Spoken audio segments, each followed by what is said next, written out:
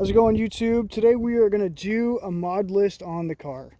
What I've done to it, the things I've had to spend on it. Some of them are not mods, but they're maintenance that you may or may not have to do to your own car. So let's just get right into it. It's a 2003 350Z Enthusiast. I paid right around $10,000 for it. It had 140,000 miles on it. So when I first got the car, it already had the wheels. They were Volk TE37s. I'm not sure the specs on them. I know they're 18s. I bought tires for them. I got Bridgestone Sport Comp 2s with their R18, 255 in the front, 275 in the rear, and their 40s, R40s, or however that's said. I'm not exactly sure. But the wheels were already on there. They were gold and I couldn't stand them. So I actually painted them black. It's before I knew anything about wheels or what they were or how much they were worth. That's just the way it is. I painted Volks. But I mean, it's not too bad. I can still take them down and have them powder coated. They just sandblast them off and it's fine.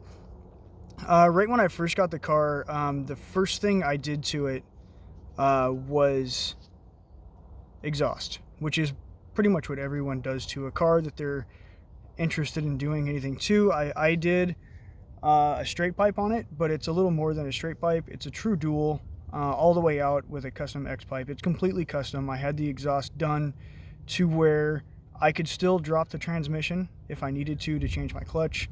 It is a manual. I did not get an automatic.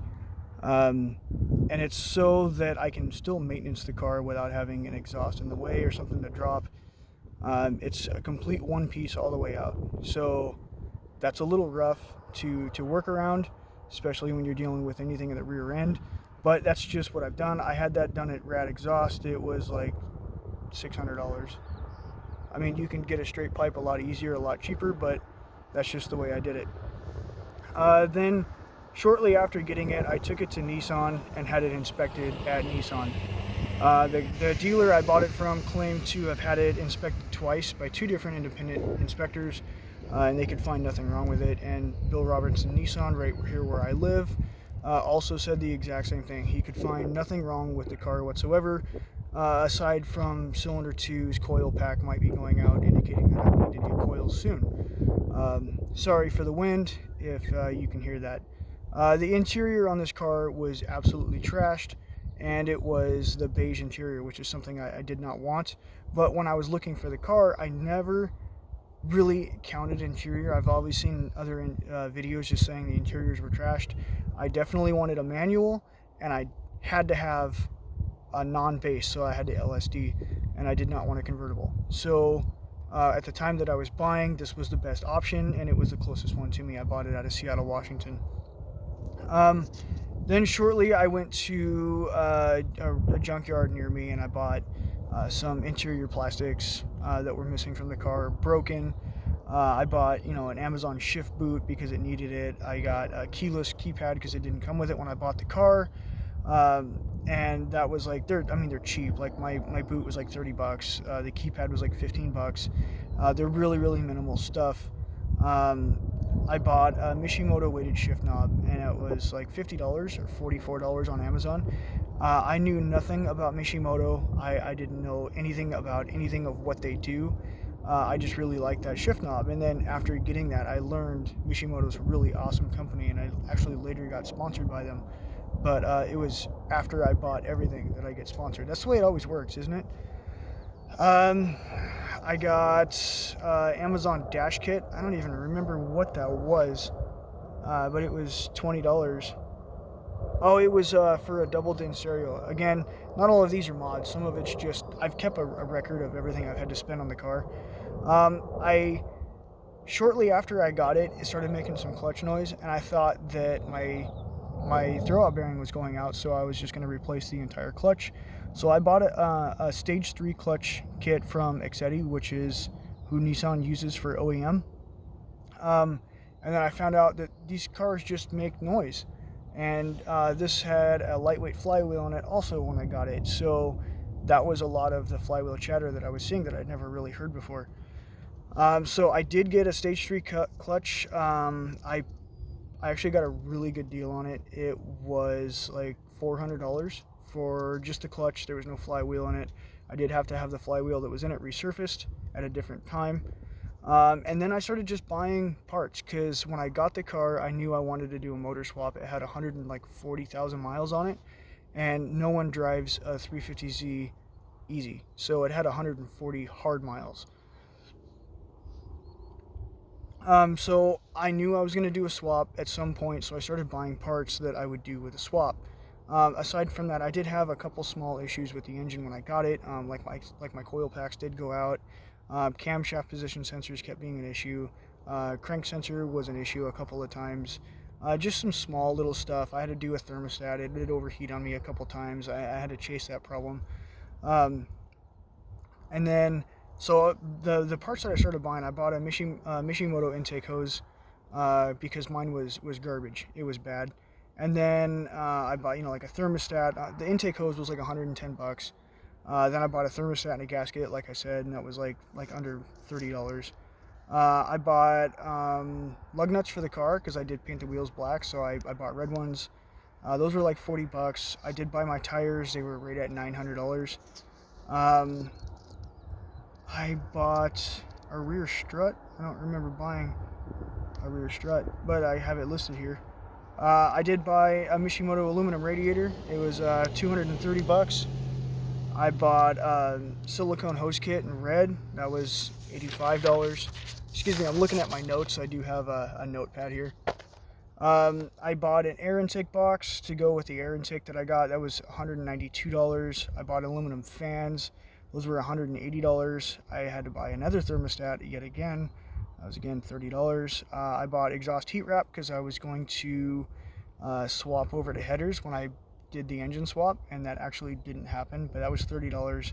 I did buy G35 mudguards for it, and they were $95, and I actually never even put them on. I painted them like 10 times trying to match the paint to the car.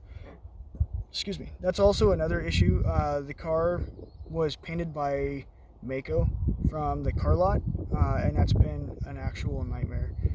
Not only is it not the OEM color, so nothing I can get this paint match will match, and two, the paint sucks. It's actually chipping in some spots, and I am afraid of wrapping it because of the peeling that will probably happen.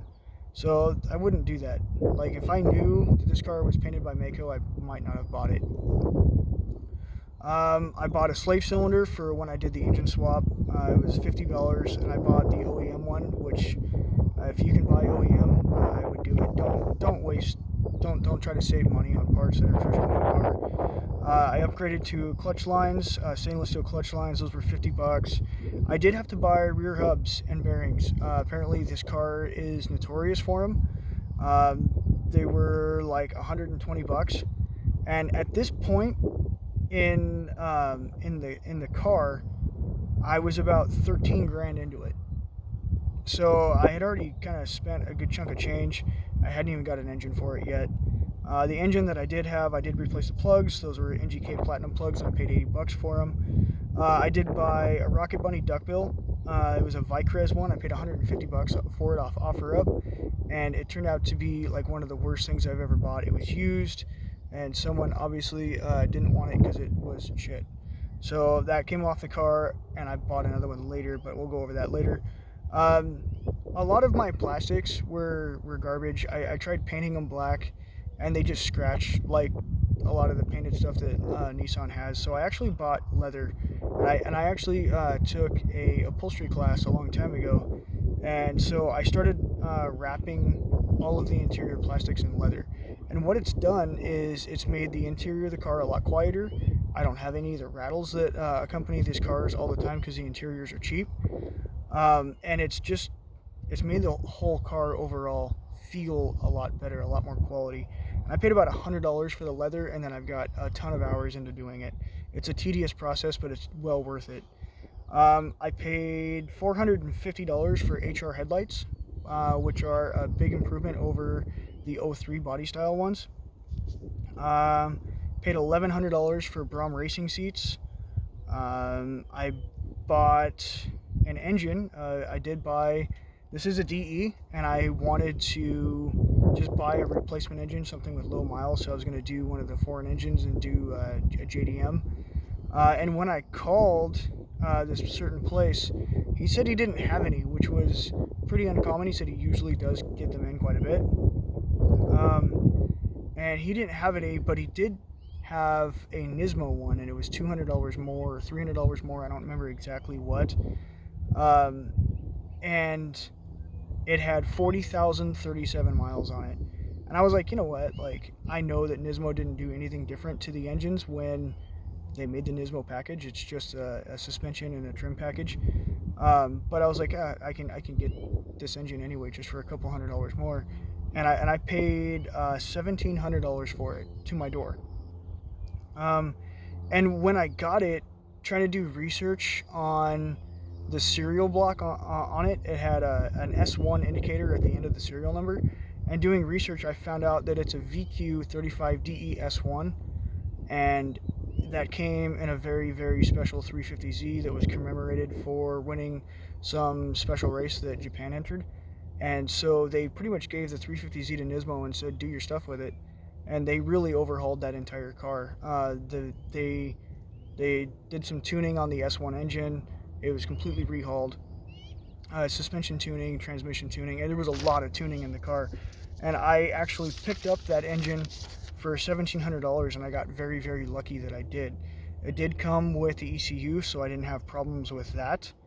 And I actually swapped that on October 16th of 2019. So the engine has got just barely over 40,000 miles as we sit right now.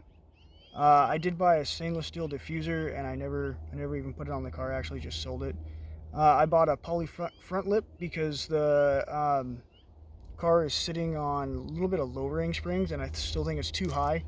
But I'm kind of undecided whether I want to run coilovers or do air suspension, and I don't want to run coilovers because I want to be able to lift it up, and I already scrape as it is in some places, believe it or not. But I don't want to waste $1,000 buying coilovers now and then waste $2,000 getting air suspension, or $3,000. The next thing I bought was LED taillights from, again, the HR style body. I think 06 Plus has them. I paid $250 for them. They were pretty good condition.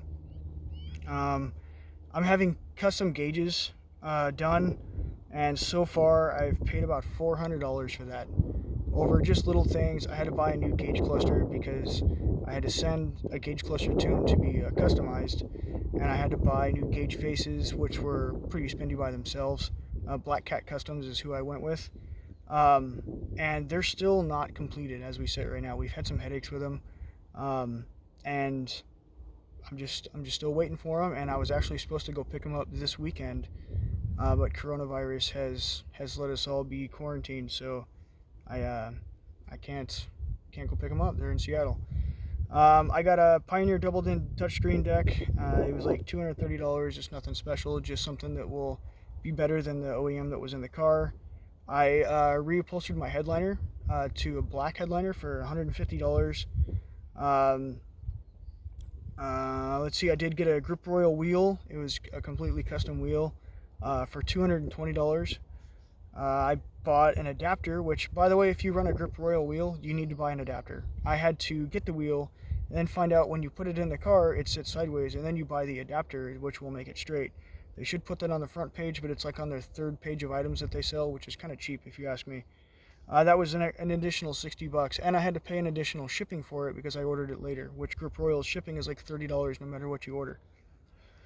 I had to buy another hub yet again. I did buy a quick release from NRG. It's $120. I bought a carbon fiber engine cover, and we'll go over all this stuff. I'll show you guys everything. I bought a carbon fiber air diffuser. Oh, actually, I actually got ripped off on that. So, Eddie, you're a douchebag. I traded, actually, that stainless steel diffuser that I got for a carbon fiber front lip. And I sent it to him in good faith, and and I sent him some money. and he was supposed to send me that diffuser and didn't, and then never returned my phone calls and stopped answering anything. Eddie, you're a douchebag in Michigan. You know who you are. I got a Blox Plenum spacer. I did buy a Rocket Bunny carbon fiber duckbill, and it was like $500. And I didn't like the way it looked, not because of the Rocket Bunny itself, but because of my own mistakes with the previous duckbill that I did put on there. Putting the Rocket Bunny one on there to where it would fit properly, I could still see bolt holes from the previous duckbill, so I didn't like it. I had to put it on there all janky, and it didn't fit very well the way I had it on there. I didn't know that was the issue until later. I bought a Drift Dialex carbon fiber diffuser duckbill also, and that was like $500 too. And then I'm currently selling the carbon fiber one. If you want a carbon fiber one, hit me up. And then I got Zacustech louvers. Those were $605 to my door. And that's about where we sit right now. Currently on order, I have a Graffiti Motorsports K-bar, and my harness is from Brom. I didn't get my harnesses when I got my seat because I know they're only good for 2 years, and I didn't want to just have them sitting on my shelf and be bad. So that's kind of where we are right now, and I'm at nearly $20,000 into a 350Z that isn't worth $8. So a handy book. Just be careful what you buy, and just make sure it's good. If I would have got a really sound Z, I probably wouldn't have had to do the engine swap, or if I would have searched for one with low miles, I probably wouldn't have had to do that. I would have saved myself quite a bit of money and time and headaches. So now we're gonna go over the car, and I'll give you guys a good view of what we got going on.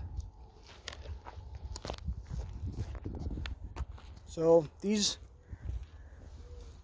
are the Volks. I do like them a lot. I don't know whether they're knockoffs or not, but who knows? They look good on the car. And we got HR headlights, that funky lip, which I actually don't really like. I'm going to take that off.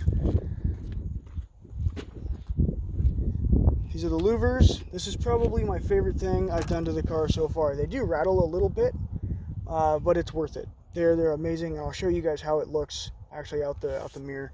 This is the Drift Dialex carbon fiber duckbill. This thing is amazing. I love this thing. The weave on it is perfect, really high quality, and it's a little dirty. Sorry, I just got off work, but this thing is absolutely what I was looking for. Fitment is spot on. I did silicone it all the way down so that I didn't get water behind different stuff. Excuse me, I got hard to do this with one hand. This is what I meant by leather wrapping all of the interior pieces. This is all really well done. I really like it. All of this, it's all just much better. I'm currently doing more because I never did get this wrapped, and I actually had to get different material, and I actually don't like it. I'm going to change this out. I just bought another one today, and this piece isn't done yet, and neither is the door sill. So we're still making progress on that.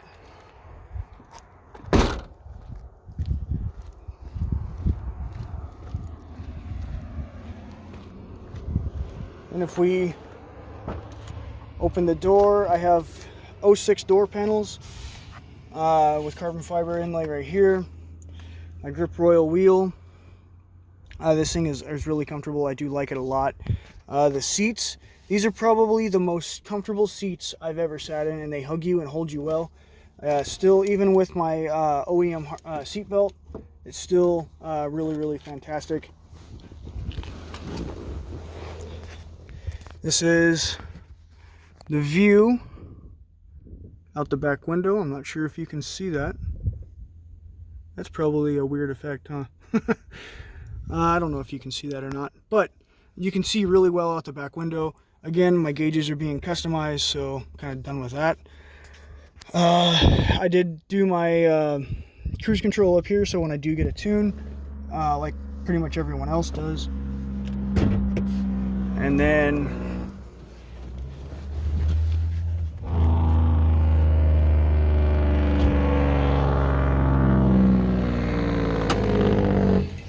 So it's dirty, but I like it. It is a DE. That's a lot dirtier than I thought it was. But everything is really clean. Well, not clean. It's done really well.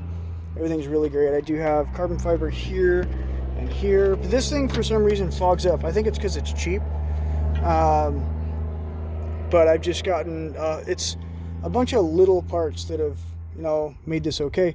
And what I like is that it's still pretty much OEM to where it's reliable. I don't have to worry about this thing breaking down on me.